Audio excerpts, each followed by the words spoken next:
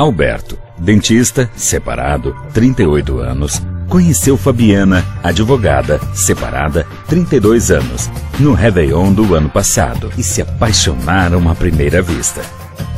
Neste Réveillon, após um ano de um namoro intenso, decidiram viver sob o mesmo teto.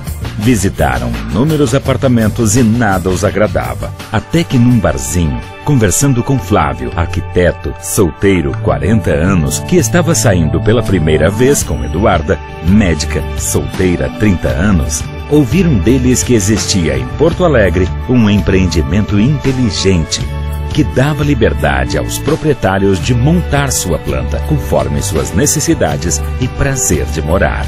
Eles contaram que se conheceram no plantão de vendas e que cada um comprou um apartamento e estavam muito felizes. Flávio contou que ficou sabendo do empreendimento através do Tiago, um colega de academia muito criativo e descolado.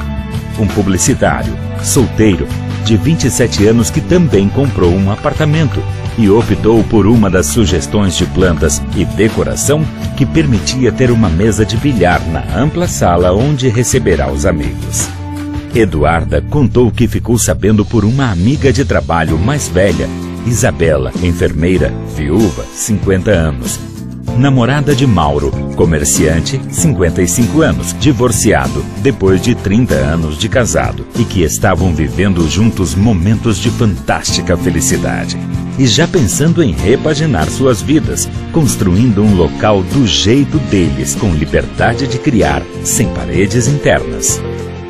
Todas essas lindas histórias de realização de sonhos, de morar sem barreiras, limites, mas do nosso jeito de ser, é uma realidade. E essa realidade chama-se My Way.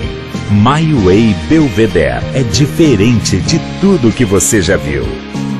My Way Belvedere foi concebido com inteligência e paixão, porque você merece um lugar só seu. Monte sua planta no simulador de plantas My Way. Acesse mywaybelvedere.com.br/simulador. Visite o plantão de vendas nos altos da Cristiano Fischer.